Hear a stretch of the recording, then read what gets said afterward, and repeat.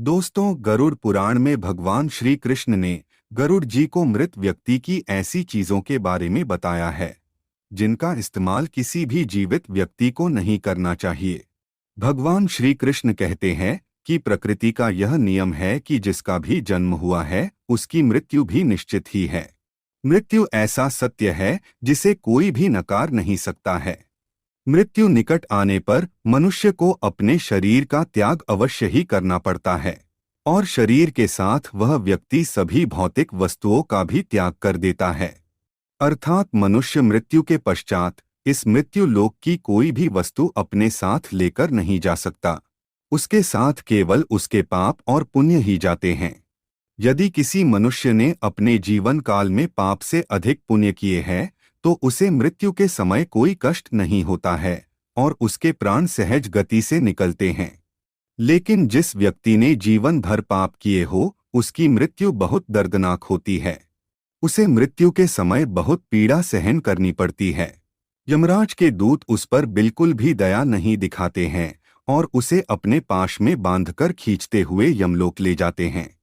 यमलोक जाने के मार्ग पर उस पापी व्यक्ति को बहुत दुख होता है। वह हाहाकार करता हुआ नरक के मार्ग पर चलता है, लेकिन यम के दूतों को उस पर दया नहीं आती है और वे उसे और पीड़ा देते हैं।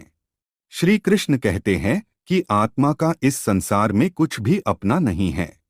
आत्मा अमर है, उसका कभी अंत नहीं होता है। वह अपने कर्मों के अनुसार बार बार जन्म लेती है। मनुष्य का शरीर भी उसका अपना नहीं है, वह भी उसे कुछ ही समय के लिए ईश्वर द्वारा प्राप्त हुआ है, जो एक दिन पंच तत्वों में विलीन हो जाएगा। किंतु फिर भी मनुष्य इस संसार में जन्म लेकर कई भौतिक सुखों के मोह में पड़ जाता है। मृत्यु के बाद भी उसका उन वस्तुओं के प्रति मोह नहीं छूटता है। श्री कृष्ण कहते हैं कि जब तक मनुष्य सांसारिक वस्तुओं का मोह त्याग करके संपूर्ण रूप से ईश्वर को अपना नहीं लेता, तब तक वह अलग अलग योनियों में जन्म लेकर पृथ्वी लोक पर ही भटकता रहता है।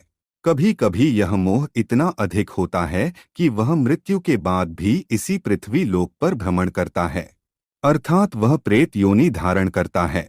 श्री कृष्ण कहते हैं कि यदि किसी मनुष्य की अकाल मृत्यु हो जाती है तो वह भी प्रेत योनि में चला जाता है और प्रेत योनि में वह अपने ही परिवार के लोगों को दुख देने लगता है। कई बार हम अपने मृत परिजनों की वस्तुओं को उनकी याद में अपने पास रख लेते हैं या उनकी वस्तुओं का उपयोग भी करने लग जाते हैं, लेकिन गरुड़ पुराण के अनुसार हमें मृत व्यक्ति की कुछ वस्तुओं का उपयोग कभी नहीं करना चाहिए, क्योंकि इन वस्तुओं के साथ उस मृत व्यक्ति की ऊर्जा जुड़ी हुई होती है। उस मृत व्यक्ति का उन वस्तुओं के प्रति मोह बहुत अधिक होने के कारण वह मृत्यु के बाद भी उन वस्तुओं से जुड़ा रहता है और यदि कोई इन वस्तुओं का प्रयोग करता है तो उसे कई परेशानियों का सामना करना पड़ता है। वह मृतात्मा उसे कई प्रकार से कष्ट देने लगती है। इसीलिए किसी भी मनुष्य को मरे हुए व्यक्ति की चीजों का इस्तेमाल कभी नहीं करना चाहिए। चाहे तो आप उन वस्तुओं को संभाल कर अपने घर में रख सकते हैं अथवा उन चीजों को नदी के जल में प्रवाहित कर सकते हैं, लेकिन भूल से भी उसकी वस्तुओं का इस्तेमाल नहीं करना चाहिए। उस मृत आत्मा की शांति के लिए आप उस व्यक्ति की प्रिय वस्तुओं का दान करते हैं तो यह बहुत ही शुभ होता है। गरुड़ पुराण में मृत व्यक्ति की ऐसी 3 चीजें बताई गई है जिनका कभी भी इस्तेमाल नहीं करना चाहिए, अन्यथा मृत व्यक्ति की आत्मा पृथ्वी लोक पर ही भटकती रहेगी और उसे कभी मोक्ष की प्राप्ति नहीं होगी अथवा उसे दूसरा शरीर भी कभी प्राप्त नहीं होगा। ऐसी आत्मा आपको भी अनेक प्रकार के कष्ट देती है।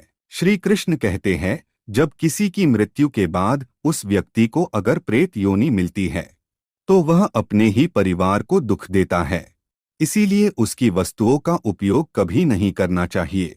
तो चलिए जान लेते हैं उन 3 वस्तुओं के बारे में जो मृत व्यक्ति की कभी भी इस्तेमाल नहीं करनी चाहिए।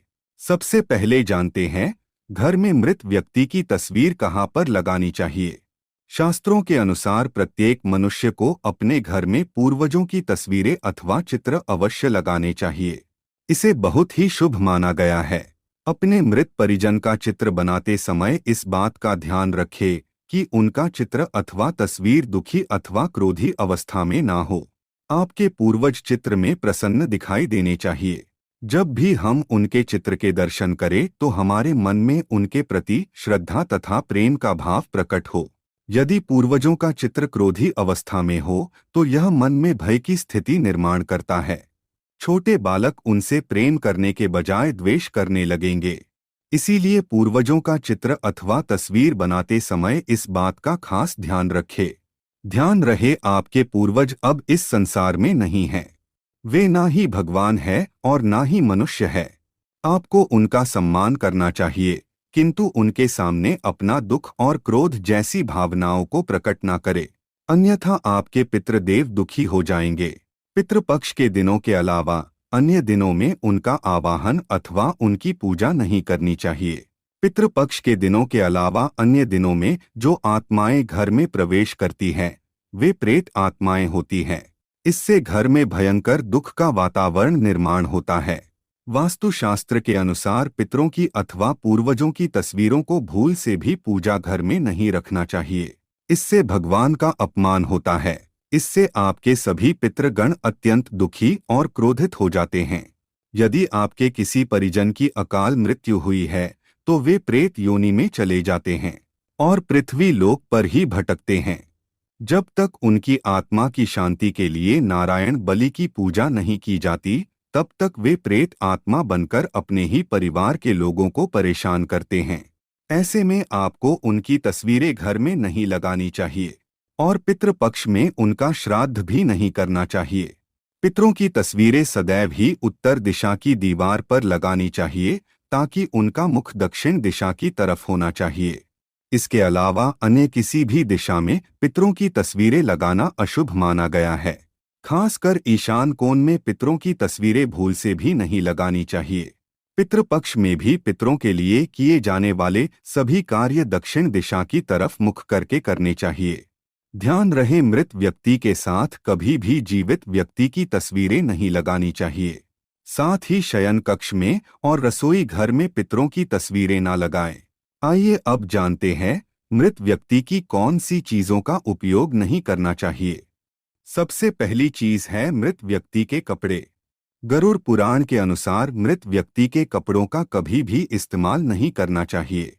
उन्हें भूलकर भी पहनना नहीं चाहिए। ऐसा करने से मृत व्यक्ति की आत्मा उस व्यक्ति से जुड़ जाती है जो इनका इस्तेमाल करता है। मृत व्यक्ति की यादें उस व्यक्ति को सताने लग जाती हैं जो उनके कपड़ों का इस्तेमाल करता है, जिस कारण वो व्यक्ति मानसिक और शारीरिक रूप से कमजोर हो जाता है। उस व्यक्ति को अपने मृत परिजन की ऊर्जा का एहसास भी होने लगता है। इसलिए मृत व्यक्ति के कपड़े कभी भी नहीं पहनने चाहिए। मृत व्यक्ति के कपड़े हमेशा दान कर देने चाहिए, जिससे उसकी आत्मा को शांति प्राप्त हो जाती है। दूसरी चीज है मृत व्यक्ति के गहने।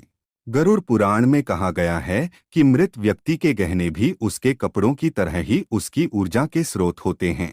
मृत व्यक्ति का अपने गहनों से लगाव कपड़ों से भी कई गुना ज्यादा होता है, क्योंकि प्रत्येक व्यक्ति गहने खुद को सुंदर प्रतीत करने के लिए पहनता है। लेकिन जब व्यक्ति की मृत्यु हो जाती है और उसके गहने कोई दूसरा व्यक्ति पहन लेता है, तब मृत व्यक्ति की आत्मा असहज महसूस करने लगती है। वो आत्मा उस व्यक्ति को परेशान करने लग जाती है। आत्मा मोक्ष की राह पर न जाकर इसी मृत्यु लोक में अपने ही परिजनों को ही परेशान करने लग जाती है। इसलिए मृत व्यक्ति के गहनों का कभी भी इस्तेमाल नहीं करना चाहिए। व्यक्ति की मृत्यु के बाद उसके गहनों को गलाकर अन्य आभूषण करवा लेने चाहिए, अन्यथा उन्हें मंदिर में दान कर देना चाहिए। तीसरी चीज है मृत व्यक्ति की घड़ी। कपड़ों और गहनों की तरह घड़ी भी एक मृत व्यक्ति की प्रमुख ऊर्जा स्रोत होती है। गरुड़ पुराण में घड़ी के बारे में नहीं कहा गया है, लेकिन अनेकों ज्योतिष शास्त्र यह बताते हैं कि मृत व्यक्ति की घड़ी भी उससे जुड़ाव का कार्य करती है, क्योंकि घड़ी उस व्यक्ति से जीवन भर जुड़ी रहती है और उसके समय का निर्धारण करती है। इसलिए उस व्यक्ति की मृत्यु के पश्चात उसके समय का भी अंत हो जाता है, जिस कारण घड़ी का कभी भी इस्तेमाल नहीं करना चाहिए। ऐसी मृत व्यक्ति की घड़ी को हमेशा दान ही करना उत्तम माना जाता है। तो दोस्तों, उम्मीद है आपको यह जानकारी अच्छी लगी होगी। वीडियो को लाइक जरूर करें।